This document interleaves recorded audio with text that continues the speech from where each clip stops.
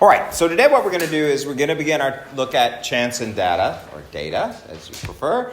And we're going to begin with a review of probability. I say a review because I know you've seen probability before, but I'm going to pretend we've never seen it before and go through it in pretty big detail because it's a huge part of what you're going to be doing here, okay?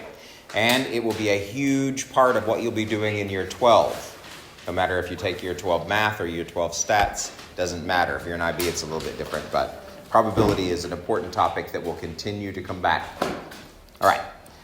So, first thing we're going to do is talk about some basic facts about probability and what it means and how to find it, and then I'm going to set you to work. Okay? So let's just go to the book. This is page 7. That's where this review starts. First thing you need to remember is that probability is always measured in numbers between 0 and, anybody remember? 1. 0 and 1, exactly. So if you look at this little line chart up here, we have 0 meaning that the thing is not possible, it's impossible to happen. A 1 means it's certain to happen.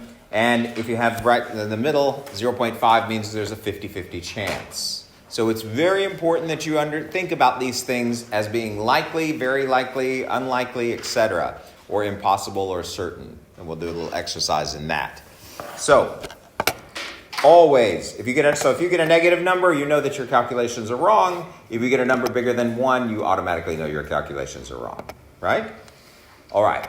So what we're going to do is we're going to look at this little chart, and we're going to fill it in using these words. Now, you have the words in your book, so I'm going to pull it down a little bit. So, if something has a probability of 0, what is that? Impossible, exactly. 0.1. No way. Very unlikely. Very unlikely. Maybe even extremely unlikely. No, do they have an extremely? No. Okay, very unlikely. How about if you get down to 0.5? Maybe. Possible. Yeah? So likely or possible, probable, yeah, you've got about a 50-50 chance. How about 0.7? Yeah, I would say probable, but maybe even go on sliding into likely. How about 1.0? Definite. Okay? So think about ways you can describe, because you're going to be asked not only to calculate these numbers, but you're also going to be asked to describe these. So think about words that would describe these different numbers of probabilities. All right. So probabilities can be written in different ways. So I would like for you to have your calculators out, please, if you don't already. Okay. All right. So you're going to use your calculator because you're going to be asked to give probability in 3 different forms. The most basic way of writing probabilities is a fraction. But if you're going to compare probabilities or work with probabilities, the mathematics and the comparisons are easier if it's a decimal. But if you're answering questions about probability, how likely things are to happen, we generally use a percent. All right? Now, you will be told which format to use for the most part. But in some questions, you just need to know that you can convert them back and forth. Right? So we need to practice that. And if you'll remember on your calculators, you have some keys for doing that. So if you have on your graphics calculator, if you don't have a graphics, if you have a scientific, it's slightly different. Remember that the fraction button is that ABC key. So you just push in the numerator, then that key, and then you put in the denominator, the bottom number. Remember that? Yeah. And remember, then you hit execute or enter, whatever your calculator says. It may say equals. And what it'll do is it will automatically simplify your fraction for you. It'll reduce it for you. Right? So automatically, it'll give you the right answer. So just practice that by putting in 3/6 for me. And what does that return when you do that? As a fraction.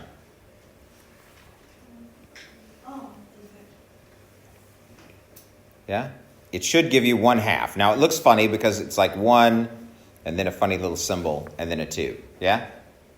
Why does it use Just because it's easier to display than, yeah. It's just about the display. Okay? Some of you may have calculators that will display it as a fraction. All right? So does that keystrokes work out for you? Now, if you have a scientific calculator, then the fraction key is a little key that looks like a fraction. It's got two boxes with a fraction bar between. So you push the numerator, then you'd push that key, and then the denominator. But you still have to do enter or execute or equals, whatever your calculator has on it. Okay? Now, then to change that to a decimal, that's just another keystroke. For graphics calculators, it's FD key. It should be right above your numbers. Right? That's fraction to decimal. On scientific calculators, it's the same key, except they say it uses SD. And don't ask. I have no idea what S means. Okay? Standard form, maybe? I don't know. So, do that one for me and then tell me the number you get. I know you already know this one, but still. 0.5. Okay? And then finally, to change it to a percent, it depends on if you're changing to a percent or from a percent. If you're going to, then you simply multiply by 100, and then make sure you put the percent symbol on at the end. So how about if I'm going from a percent? Divide by what? 100. Be specific for me, please. Okay? All right. And those are the three formats that you're going to be using. And again, it's usually easier to compare probabilities or work with probabilities when they're decimals. But do all decimals come out nice and neat like this 0.5? Absolutely not. So sometimes you're going to have to round. Most of the time you're going to have to round. And the convention is that you always round to 4 decimal places. Now again, make sure you're rounding, not truncating. You can't just chop the number off, right? If the digit after the fourth one, if the fifth digit is 5 or above, that's going to round up, round the fourth digit up, right? But if the fifth digit is 4 or less, that's going to just round off, round down to 0. Remember that? All right. So, again, we're just going to practice. So look at some of these examples. Did everyone have that written down? Anything that you needed there? Okay. All right. So I'm going to scroll up. Okay. So let's just look at some examples so that you can get used to it. So just do the first one, 7 over 16. So you're going to put 7 over 16 in your calculator. And tell me what decimal that you get at the end. 0.4375. Okay, so I'm sorry, what? 4375. Is that rounded or is that just the end of it? Yeah, it just ended there. Okay, which is great because we want it to be 4 decimal places as normally. Yeah? Okay, put in 1 over 3. Okay? So what do you get? 3, 3, 3, 3, 3, right? So in this case, the 3's never stop, do they? So what we want to do is, again, we want 4 decimal places. Here's our 4th decimal place, right? So looking after it, the number after it is below 5, so that means it's just going to round off. So there's your decimal rounded to 4 places. Yes? Can you do the thing you write up the line? The bar on the top. Not really for probability. You don't want the repeating decimal. You just want to round it to 4. Okay? Just so we can work in absolutes instead of estimates. Okay? Good. All right. So the next one, look at number 3. What we want to do is we want to compare. All right. We want to compare. Oh, well, that's not what they're doing here. So we're going to compare these two decimals now, because as fractions, it's really hard to see the values and compare them. You could get a common denominator, but it's easier just to enter them and change them to decimals. Yeah? So which one is more likely to happen? 0.4375 or 0.333? 0.436. Exactly. The one with the higher number is more likely to happen. All right? So just a little practice in using your calculator to change those, and then also knowing the mathematics of it, that if the higher number you get, the more likely it is to occur. Now, if you're only just converting a fraction to a decimal, you don't have to use the fraction key. You could also remember that the fraction bar literally is a division symbol, right? So you could just put 8 divided by 11 and get the same answer. Yeah? But if you want it to use it as and keep the fraction, that's when you have to use the fraction key. Otherwise, you're going to get a decimal. Now, but if you get a decimal, is there some way I can miraculously change it back into a fraction? You bet. FD or SD? Yeah. So even if you do it this way, you can go back. So there's more than one way to deal with this, okay? So don't be thinking that you have to use the fraction key. But if you're just doing a fraction and you want a reduced fraction, it's just as easy. Yeah? Mm-hmm. But if you just have like a decimal, like that never came from a fraction, like you take. Doesn't matter. It'll still convert it. So like say you have 0.35. Put that in your calculator. 0.35, then hit the FD or SD key. What does it give you? So not only does it turn into a fraction, it also simplifies it or reduces it. Okay? Because this would have been 35 over 100, which then would reduce to that. Okay? So your calculator can do all that for you. Okay. Good. All right. So let's just look at some probability statements and see if they're true or false. So Nikki said that the probability is 0.009 that tomorrow will be a sunny day. What do you think? That's a really tiny number, isn't it? Yes. Yeah. So do you think that's a true or false probability statement? False. I'd say false. It's probably way more likely to happen than that, don't you think? Okay? Now, if they knew that there was some big giant storm coming through, that could be true, but it's probably unlikely. Adam calculated that the probability was negative 0.35 that he would win a game. False. Why?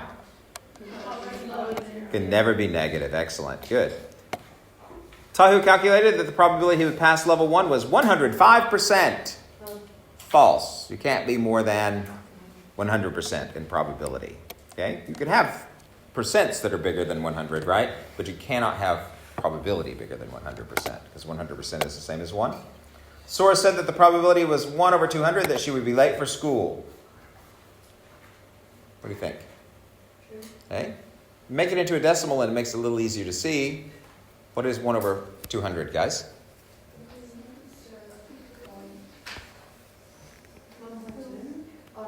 0. What?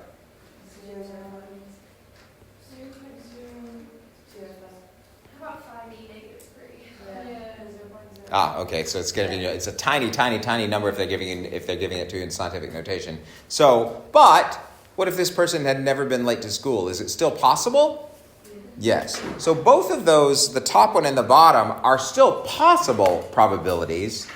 It's just that the numbers are so tiny they're unlikely. You see? But you still, this one, so you'd probably give a check for the top one. So about the probability of sun, right? It's still good. It's just not likely to be that low, right? Unless she knows something we don't know. What if they live in like Antarctica and it's winter? Exactly. There's a storm, yeah. Or you're in Wellington. Okay, so here we go.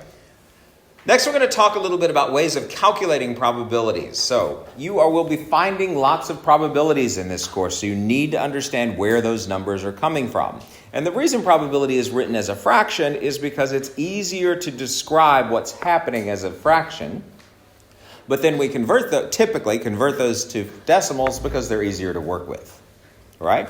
So probability is defined as the number of favorable outcomes divided by the total possible outcomes. And the easiest way to talk about this is with a die. So if you have a standard die, it's got the numbers 1 through what on it? 6. So how many total numbers on a die? 6. And let's say I wanted to roll a 5. How many of those 6 things are 5s? 1. So 1 out of the 6 is a success. So you can think of it as out of as well if you help make it a little clearer. So just one out of those 6 things is a 5, right? So that may, therefore, the probability that you're going to get a 5 is 1 in 6. Okay? Now, here they're doing a probability of a 1 or a 2. How many 1s are there? How many 2s are there? How many? 1. So that means 2 numbers, right? Out of how many total numbers on the die? 6. And so, of course, that simplifies to 1/2, which would, 1/3. I can't do math. And then you could change that to a decimal if you want. Now, they did use the repeating decimal here. They didn't use the bar, but they used that dot over it. The dot is the same thing. It means repeating. But I would prefer that you round it to how many places? 4. Okay? Just get used to that convention. Right? Now, another one that's really common that you're going to see a lot is a standard deck of cards. How many cards in a standard deck? 52. So when you're dealing with cards, usually the total possible outcomes is 52. So I reach in there and I grab an ace of hearts. How many ace of hearts are there in a standard deck? 1. Simply 1, yeah. So 1 over 52. What if I want the probability of getting a heart? How many hearts are there out of 52? 13. There are 13 of every suit. If you don't remember that, don't worry. You're going to know it. All right? Then, what if I reach in and I want the probability of finding a 4? How many 4s are there in a deck of cards? 4 of them out of 52. And of course, I'm not simplifying, but I should be. So this will simplify to 1/4. This will simplify to 1 over 13. Okay, so make sure you simplify them. Don't write a fraction that's not simplified. And again, if you just enter it in your calculator, it can do it for you. But you really want 4 decimal places anyway. So you'll see that they've converted them all to decimals. All right? Looking very familiar? Remembering it? Yeah? So let's do a couple of these. Just let's do 1 or 2 of these. So look at number 3. We're rolling a die. We want the probability of an odd number. So how many odd numbers are there on a die? 1, 3, and 5. So 3 out of how many total numbers? 6. So 3 over 6, which would reduce to 1/2, or as a decimal, 0.5. And again, that one just goes to 1 decimal place, so we wouldn't write it as 4. Okay? But you could. What would you put after it? Just a bunch of zeros, yeah? Okay? So you could write it to 4. I don't know if there'd ever be a possibility for that. Look at number 6. Probability of getting a 1, 2, 3, 4, 5, or 6. 6 out of 6, which will simplify to 1. It's absolutely certain I'm going to get one of those numbers, right? When I roll a die. Okay? Yes? Do you have to have 4 decimal points even if it's 0.5? No. I was just showing you could, but you don't have to. Okay? Now, how about number 5? Probability of getting a 7. 0 out of 6, or just plain old 0. That's an impossible event. Yeah? Good. Boy, it's going to be easy teaching you guys. Yes? What do you do if you have 3 decimal places in the opposite? Do you put a 0 at the end? No, just leave it at 3. Leave it at 3. It's fine. Yeah, you never have to add those zeros, but you could. If you just like it and be neat and tidy, then go for it. All right. Using a pack of cards with no jokers, in other words, just 52, card at random. So look at number 8. The probability of a black card. Well, that's pretty easy. Why? Half of them are black, aren't they? So you don't have to, if you know what you're doing, you don't have to say it's 26 over 52, which equals 1/2. If you know that half of them are black, just write 1/2.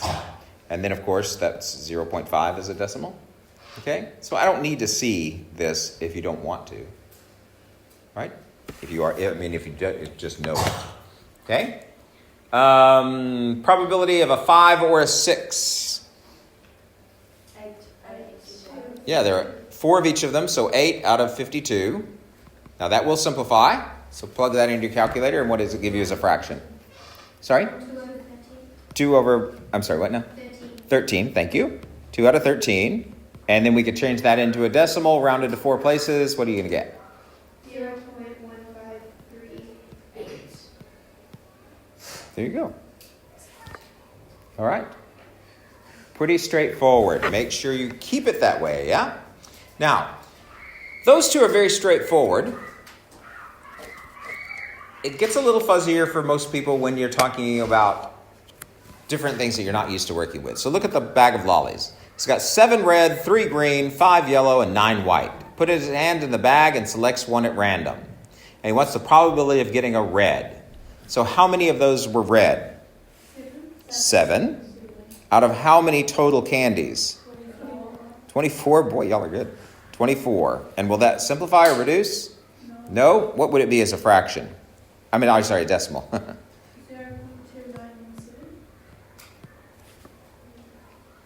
There you go. No, 1.17. Oh, 1.7, I'm sorry. Thanks. Okay. All right. What about, look at number 20. The probability of not yellow.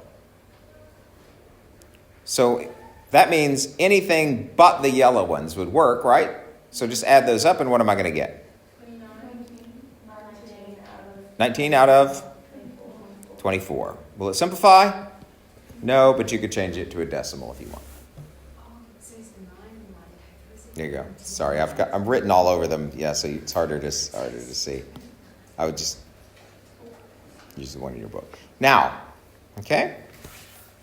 Do you remember, and we'll talk about this later in a more formal way, but I just want to kind of see what I'm working with here. Do you remember what complement means? Okay? All right, don't worry about it.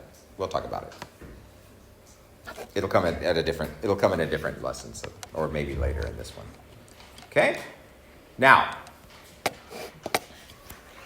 this chart is a chart called a sample space.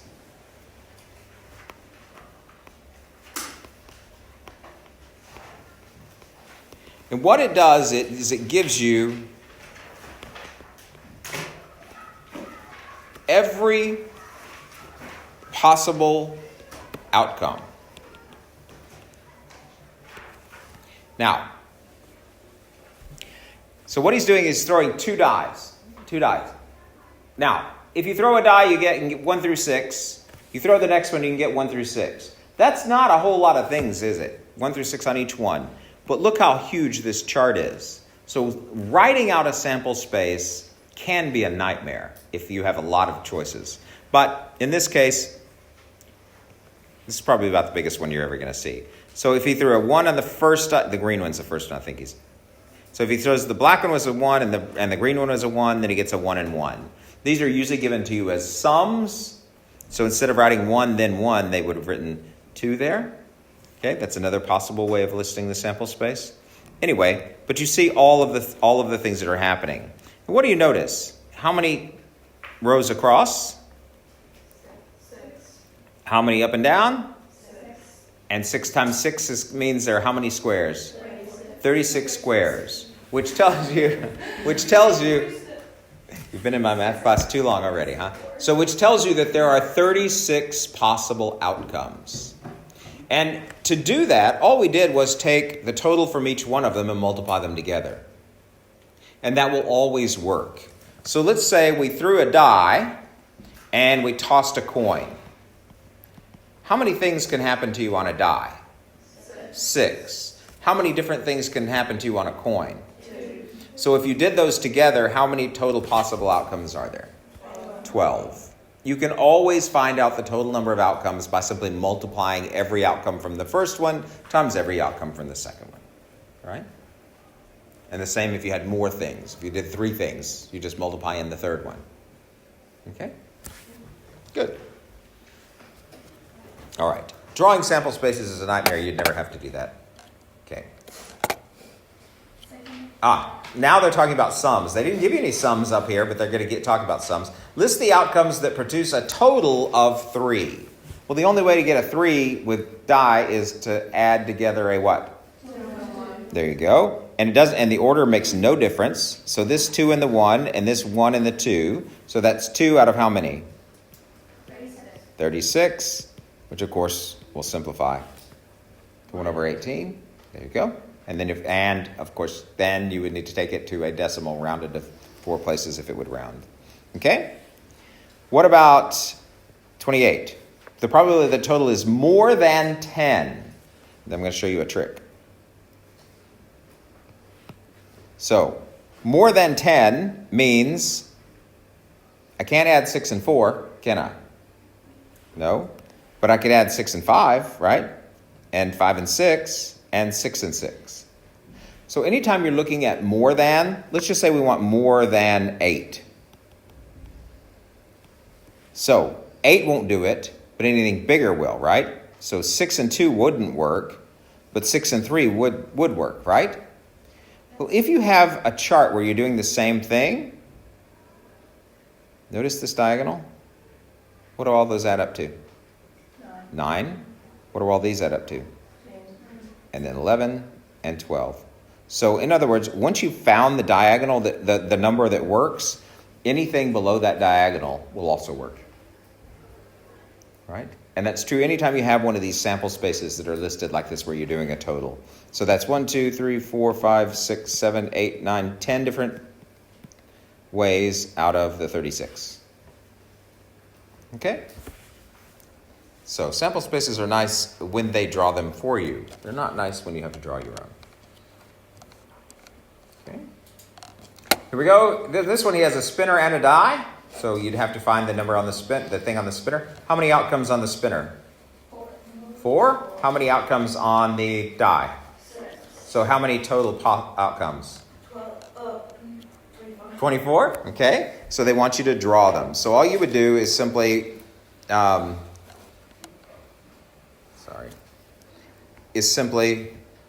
put one of the ones on the top, one on the bottom. So you could put the spinner here.